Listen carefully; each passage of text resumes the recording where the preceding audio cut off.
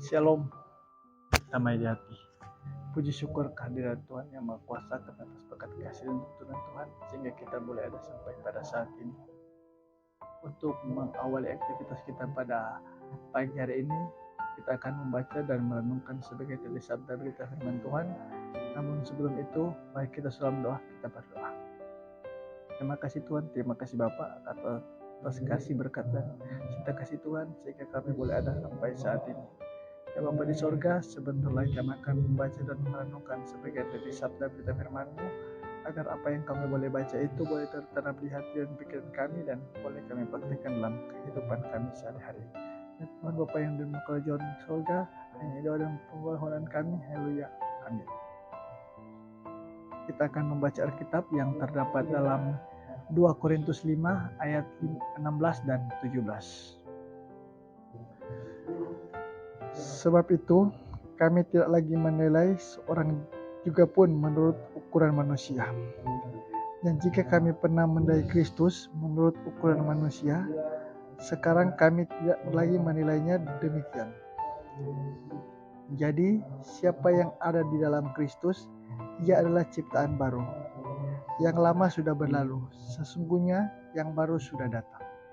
Sampai sejauh sana pembacaan firman Tuhan kita. Tema renungan kita, menilai yang benar.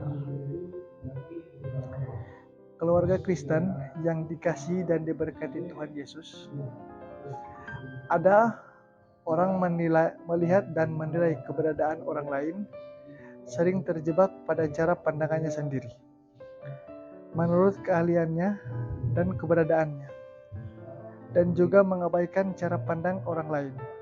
Manusia memang cenderung mengikuti apa yang diingininya dan menurut ukurannya itulah yang terbaik. Berbicara tentang penilaian, Rasul Paulus pernah berucap kepada jemaat di Korintus, kami tidak lagi menilai seseorang menurut ukuran manusia, dan jika kami pernah menilai Kristus menurut ukuran manusia, sekarang kami tidak lagi menilainya demikian. Ungkapan ini terucap setelah ia mengenal siapa Kristus sebenarnya. Hal ini terjadi ketika Roh Kudus mengubahnya dari cara pandang yang salah terhadap manusia dan Kristus. Artinya, setelah Paulus diubah menjadi manusia baru, cara pandangnya juga terhadap manusia dan Kristus berubah. Di hadapan Raja Agripa, Paulus bersaksi tentang pertobatan yang mengubah hidupnya menjadi manusia baru. Kalau sebelumnya Paulus bersemangat menangkap dan menyerahkan pengikut Kristus kepada pemimpin agama Yahudi karena dianggap sangat mengganggu. Tetapi setelah ia mengenal Kristus, ia menilai sesama manusia itu sebagai orang-orang yang harus dikasihi dan diselamatkan dari dosa.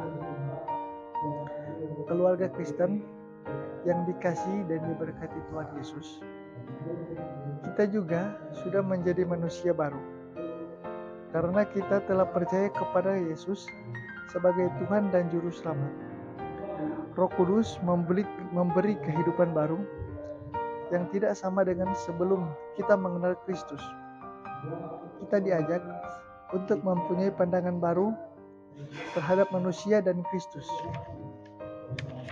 sehingga pandangan dan penilaian kita selalu memakai ukuran kasih karunia Yesus Kristus. Amin. Dalam doa kita berdoa.